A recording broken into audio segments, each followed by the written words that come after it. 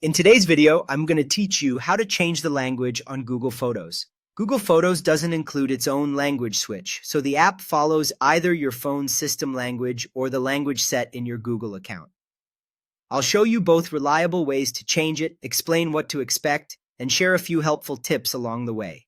First, let's change the language by updating your phone's settings on Android.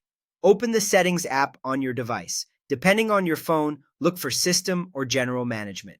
From there, tap Languages and Input, then choose Languages. You'll see a list of languages available on your device. Select your preferred language. If your language is already listed but not active, move it to the top of the list to make it the default. The interface on your phone will update to the new language, which may take a moment. Once that's done, reopen Google Photos so the app can pick up the new setting. This method is great if you want your entire phone, not just Google Photos, to match your preferred language. If you'd rather keep your phone in one language but change how Google services appear, update your Google account language instead. Open your Google account language settings in a web browser. When you see your current language, click the pencil or edit icon next to it. Choose your preferred language from the list and save your changes. After you've updated your account, reopen Google Photos. Because Photos follows your Google account settings, the app will switch to your new language. Keep in mind that this change applies across many Google services, including Gmail and Drive, so everything in that ecosystem will align with your choice.